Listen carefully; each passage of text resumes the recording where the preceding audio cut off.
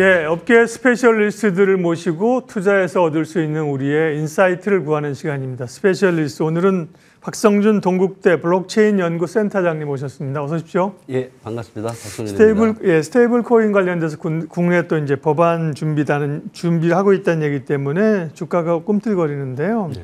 스테이블 코인이 과연 트렌드, 메가 트렌드냐 아니면 소위 일시적인 테마이냐 이게 이제 궁금한데 이전에도 쭉 중요한 얘기는 해주셨고요. 예, 예. 저는 일시적 테마는 아니고 어떤 트렌드를 형성한다는 어떤 화폐 전쟁이잖아요. 그런 그렇죠. 패권 전쟁의 일환으로 보는데 먼저 미국이 가장 그 중심에 서 있습니다. 지니어스 법 등이 이번에 이제 통과됐잖아요. 네, 그 의미와 함께 미국 시장에서의 성장 가능성 좀 얘기해 주세요. 일단 기본적으로 원래 이제 가장 그 디지털 전의 전쟁이라는 용어를 제가 네. 썼는데 가장 먼저 시작한 건 중국이죠. 예. 중국 위안화 이제 CBDC 정책을 썼던 거고요. 네. 그리고 이제 유럽이 이제 미카법을 통해서 이제 사실은 스테이블 코인에 대한 시장에서 인프라는 지금 갖춰져 있는 상태입니다. 이제 미국 쪽은 이제 언더그라운드를 하다가 이제 공식하는 단계죠. 네. 트럼프 대통령이 당선되고 나서 이제 바로 먼저 추진한 게 이제 친암호화폐 정책, 비트코인 전략 자산화 정책을 표명하셨고요. 그리고 이제 저번 주에 아시다시피 코인 3법이 통과됐죠. 네. 이제 그게 상당히 저는 역사적으로 큰 전환점이라고 봅니다. 아까 유행이냐 어떤 패러다임의 전환이라고 말씀하셨는데 네. 저는 패러다임의 전환이라고 보는 거고요. 네.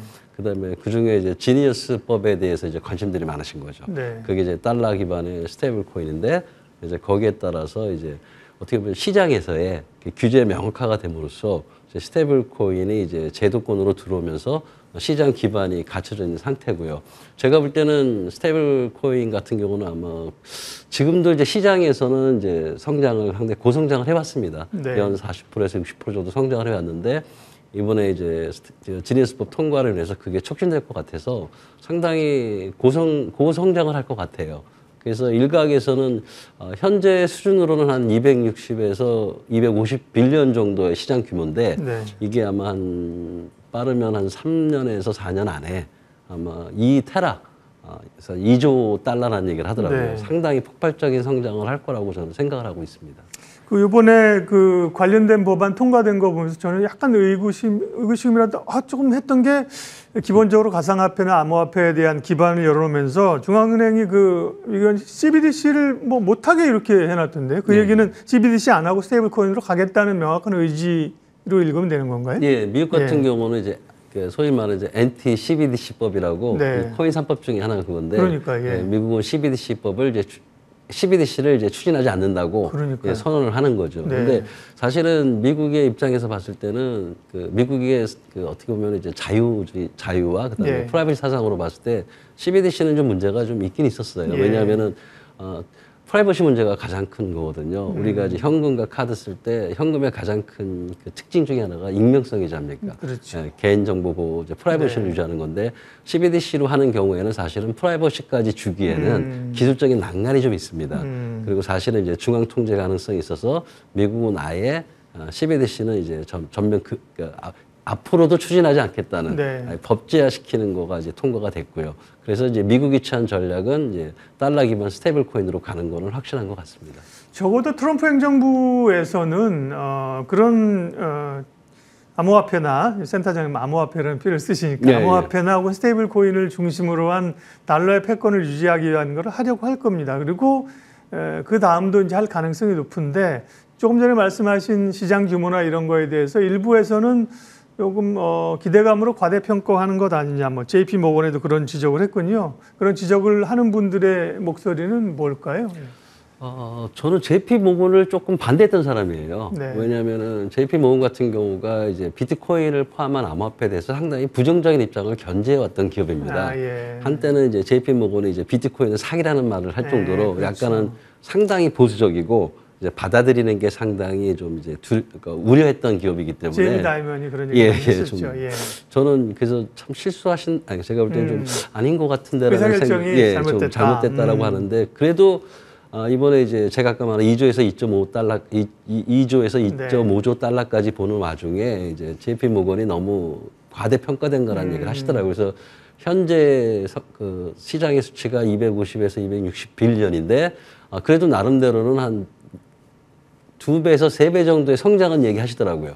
2028년에서 2030년에는 네. 아마 2배에서 3배, 그래서 아마 750빌리언 정도까지를 보수적으로 본다고 말씀하시는데 JP모건이 그렇게 볼 정도라면 그래도 나름대로는 네. 2배에서 3배라고 하더라도 그거는 제가 볼 때 굉장히 고성장이거든요. 그래서 그거는 하나의 제가 볼 때는 물론 이제 그 사람들이 주장하는 건 또 뭐냐면은 아직 원화기반 스테이블 코인이 제도가 됐다 하더라도 시장에서의 수용성이 좀 시간이 걸릴 거라는 말씀은 하세요. 근데 제가 볼 때는 굉장히 빠르게 적용할 것 같고 그냥 하나의 그냥 의견이라고 저는 생각하는 사람입니다. 그냥. 네. JP모건을 포함해서 기존의 금융권들은 진출이 늦었기 때문에 좀 과소평가하는 측면이 있다, 그죠? 그러나 지금은 말씀하신 것처럼 이러다가는 도태당하겠다고 싶어서 이제 뛰어듭니다, 그죠? 네, JP모건도 고객들에게도 뭐 암호화폐나 이런 거 일정 부분 포트에 넣을 수 있도록 하겠다고 얼마 전에 기사 봤어요. 예. 자, 말씀드린 것처럼 이제 뭐 스테이블 코인 뭐 이런 디지털 화폐 이게 아니라 이건 패권 전쟁이라니까요. 그런 점에서 미국 중심의 이런 스테이블 코인. 근데 중국은 지난번 말씀하신 것도 지금은 그럼 중국은 CBDC로 가고 이 빅2가 다른 길로 가는 겁니까? 그렇다고 하면 또 다른 국가들, 선진 국가들은 또 어디로 동참하는 겁니까? 네. 가장 사실은 이제 디지털 전의 전쟁의 핵심이 예. 통합 패권이지 않습니까? 그렇죠. 예. 그중에 뭐 다른 유럽도 있고 다른 나라도 있지만 사실은 이제 미중 간의 결정이 나는 거죠. 중국은 CBDC 정책을 썼던 거고, 네. 근데 중국이 CBDC 정책을 쓴 이유는 현재 기축통화 문제를 극복하기 위한 하나의 수단이라고 저는 생각을 했다고 계속 그렇죠. 말씀을 드렸고요. 네네. 이제 미국은 이제 CBDC 여러 가지 문제 때문에 달러 기반 스테이블 코인으로 갈 것 같고요. 제가 이런 말씀드리면 제 개인적인 의견인데 저는 디지털 전 전쟁의 수단이 두 가지가 있는데 하나는 CBDC고 네. 하나는 이제 법정화폐 기반의 스테이블 코인인데 제가 볼 때는 여러 가지 측면상 달러 기반이니까 법정화폐 기반의 스테이블 코인이 승자가 될 것 같습니다. 그리고 더 중요한 거는 그럼 중국은 어떻게 할 거냐? 저는 제 생각에 이제 개인적인 추측이라고 말씀드리면 중국도 아마 그 단순한 CBDC로 나가는 것보다는 아마 위안화 기반 스테이블 코인 정책을 병행하지 않을까라는 게 제 예상입니다. 네. 예, 그거는 이제 시장에서 이미 결정이 났다고 저는 보고 있는 거거든요. 예. 현재 전 세계에 이제 USDC나 USDT가 차지하는 그 비중이 거의 99%입니다. 그리고 그래서 그 중국의 CBDC 정책은 이제 중국의 1대1로 정책인가요? 네, 그렇죠. 그걸로 나름대로 수없이 많은 돈을 투자하면서 가는 거지 시장에서 자연스럽게 받아들이는 현상은 저는 아니라고 보기 때문에 네. 저는 법정화폐 기반 스테이블코인이 승자일 거라고 생각을 하고 중국도 거기에 쫓아갈 것이다 이렇게 보고 있습니다. 굉장히 중요한 얘기들 사실 그 글로벌 패권 전쟁에 관한 얘기들 하고 있는 겁니다. 네, 이게 CBDC는 중앙은행이 지금의 화폐 기반에서 만드는 디지털 화폐를 얘기하는 거고 중국은 위안화를 이제 기축통화에 넣고 싶은데 지금 기축통화가 아니거든요. 예. 그거를 위해서 말씀하신 1대1로나 CBDC 하면서 이제 해가고 있는 거고 미국은 또 자신의 달러를 지키기 위한 어떤 수단으로 이제 이런 걸 하고 있는 거고요. 스테이블 코인을 하는 겁니다.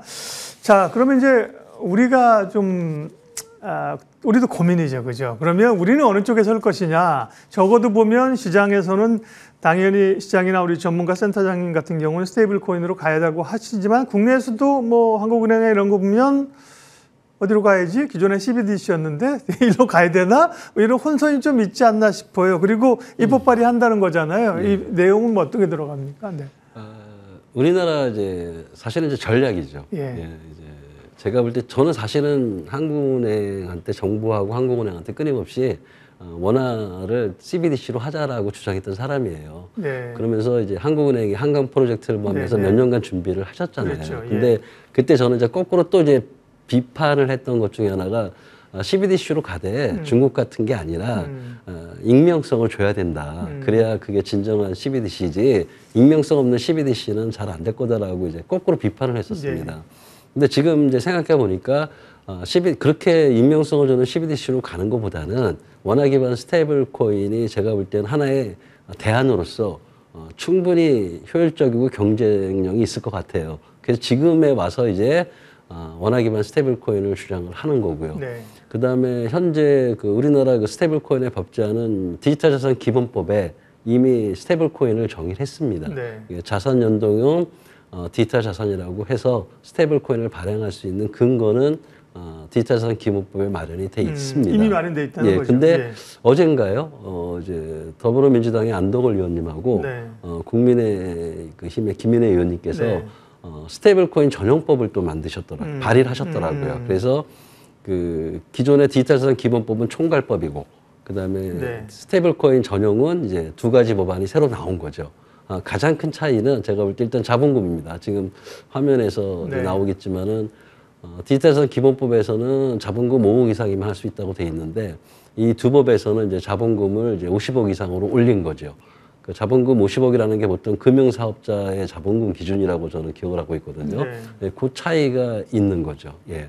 지금은 아마 디지털 자산 기본법과 그다음에 두 개의 스테이블 코인 전용법이 이제 같이 추진되는 그런 상황이라고 좀 생각하고 있습니다. 지금 발의한 내용들을 보면 결국은 이제 거기에 민간 기업들이 혹은 민간이 이제 참여를 할 수 있는 룸이 있다는 거죠. 예, 당연히 있어야 예, 됩니다. 예. 그러니까 기존에 이제 CBDC로 중앙은행의 그 디지털 화폐로 가면 민간 기업이 사실은 뭐 어떤 뭐 낄 여지가 뭐 기본적인 건 있겠지만 인프라에는 있겠지만 기본적으로 낄 여지가 별로 없었던 거 아니에요? 네. CBDC 같은 경우는 이제 한국은행의 화폐 발행, 그러니까 조폐통을 그러니까, 한국 발행에 대한 권한이 있는 거지. 네. 사실 유통은 은행들을 통해서 화폐가 유통되잖아요. 네. 그러니까 CBDC가 생기면은 이제 은행들이 그 CBDC 유통기관 역할은 당연히 해주시는 거고요. 네. 그다음에 이게 이제 디지털 경제 금융 생태계 어떻게 보면 우리나라에 이제 그 디지털 통화가 생긴 거기 때문에 네. 민간 기업이 참여하기에는 조금 제한이 있었던 거죠. 그렇죠. 그건 확실히 그렇습니다. 그래서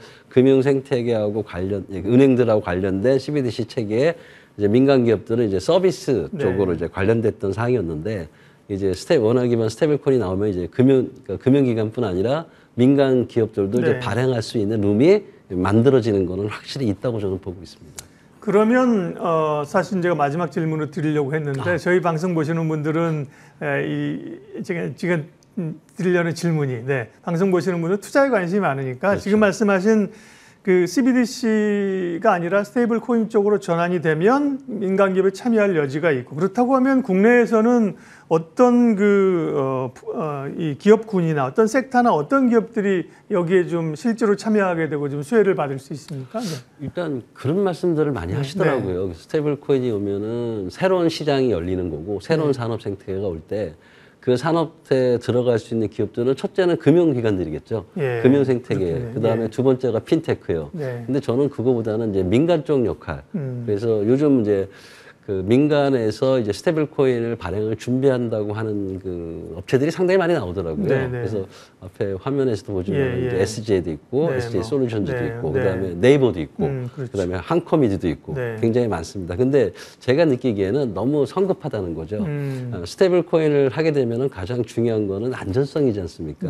그래서 그 신뢰 체계, 안전성을 어떻게 확보하느냐에 대한 그 체계를 갖추는 거하고, 그게 실질적으로 법제화돼서 실제 서비스로 가기에는 제가 볼 때 시간이 좀 걸립니다. 그래서 지금 당장보다는 지금은 이제 스테이블 코인에 대한 시장이 열린다는 측면이고, 그게 어떻게 정리되느냐에 따라서 이제 각 기업의 전략이 그때서야 결정될 것 같아요. 지금 너무 이제 스테이블 코인을 발행한다는 것 때문에 너무 이제 거기에 이제 하나의 어떤 유행처럼 투자하는 것보다는 조금 지켜보는 게 좀 필요할 것 같은 생각이 들고요. 제가 볼 때는 금융 핀테크 쪽에서도 이제 충분히 이제 눈여겨볼 기업들이 있습니다. 어떤 핀테크 업체는 이제 네이버하고 정산, 그러니까 스테이블코인이 발행이 되면은 각각의 발행 플랫폼이 다르지 않습니까? 그래서 중간에 그걸 연계해주는 연동, 그러니까 브릿지 역할을 해주는 것도 하나의 시장이고, 스테이블코인을 발행하는 것도 시장이고, 그 다음에 스테이블 발행을 직접 하는 것보다는 스테이블코인 발행 플랫폼 사업도 있을 것 같아요. 우리 이제 상품권을 발행할 때 각 회사들이 인쇄소를 만들고 상품권을 발행하진 않고, 상품권이라는 서비스를 만들기 위해서 이제 또 일종의 인쇄소를 계속 이용하듯이 스테이블 코인이 일종에 보면 이제 인쇄소 역할을 하고, 그 스테이블 코인에 위임해서 자기만의 어떤 스테이블 코인 상품을 만드는 이런 시장도 굉장히 다변화될 거기 때문에 그런 전반적인 거를 한 번쯤은 좀 알아보시고 투자하는 게 저는 맞다고 생각합니다. 너무 테마성으로 이렇게 휘둘리지는 말자는 말씀이고요. 방향성은 맞지만 그죠? 시간이 좀 필요하다는 의미입니다. 그리고 또 중요한 게 그 원화를 이렇게 스테이블 코인으로 해서 국내에서의 어떤 그 효과와 함께 결국은 우리도 이제 원화가 글로벌한 어떤 수요와 함께 자리를 매길 수 있으면 금상첨화잖아요, 그죠? 그래야죠. 예. 예. 그러기 위해서는 뭐 어떤 조건이 필요합니까? 저는 네. 그 원화 스테이블 코인을 말 그대로 이제 다들 아시겠지만 통화 패권하고도 관련이 있고 그렇죠, 예. 우리나라 기본적인 이제 원화에 대한 결제 수단 인프라도 관련이 있기 때문에 이거는 단순히 하나의 기업이나 하나의 정부기관 차원이 아니라고 생각합니다. 그래서 네. 이거는 원화 스테이블 코인을 글로벌화할 수 있는 국가 전략이 필요하다고 저는 생각하는 사람이고요. 일단 국내 결제 인프라를 원화 기반 스테이블 코인으로 해야 됩니다.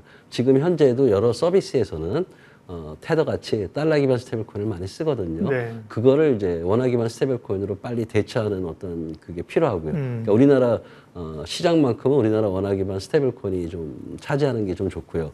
그 다음에 우리나라가 조금 영향을 미칠 수 있는 동남아시아, 아시아 정도의 건에서는 원화 기반 스테이블 코인을 충분히 사용할 수 있다고 생각을 합니다. 예. 그 다음에 이제 글로벌 쪽에 봤을 때는 저는 우리나라에서 세계적인 어떤 서비스들이 있습니다. 거기에 기대는 거죠. 예를 네. 들어가지고 가장 많은 사람들이 얘기하는 K문화. 네. 예, 어떤 이제 K 컨텐츠에 원화 기반 스테이블 코인을 이제 연계시키는 이런 어떤 정부하고 국가하고 민간이 협력해야지만이 우리나라 디지털 원화 기반 스테이블 코인의 글로벌 경쟁력을 세울 수 있기 때문에 예. 조금 장가지가 아니라 어떤 하나의 좀 전략이 좀 네, 필요하다고 네. 보는 사람입니다. 마지막으로 우리가 얘기한 스테이블 코인과 암호화폐는 각각의 어떤 길로 가는 거예요? 헷갈리시는 분들이 많았습니다. 스테이블 코인은 일종의 이제 통합 패권 문제고, 예. 그러니까 어떻게 보면 이제 결제 수단의 우리나라 이제 법정 화폐 같은 느낌을 갖는 거고요. 네. 암호화폐는 또 다른 그 디지털 자산 시장이 있는 겁니다. 그래서 서로 이제 성격이 틀리기 때문에 서로 이제 경쟁을 하는 것보다는 상호 보완적이고요. 우리나라가 디지털 자산 기본법에 이제 그게 나옵니다. 디지털 자산 기본법에 스테이블 코인하고 일반 디지털 자산을 분리합니다. 그래서 스테이블 코인뿐만 아니라 저희는 이제 일반 디지털 자산들, 비트코인과 이제 이더리움 같은 우리나라만의 어떤 암호화폐들 이런 시장도 조금 생태계를 육성할 수 있는 그런 정책도 필요합니다. 저는 스테이블 코인도 중요하지만 또 다른 일반 디지털 자산에 대한 육성 정책을 좀 폈으면 하는 게 제가 정부에게 바라는 그 마음입니다. 네.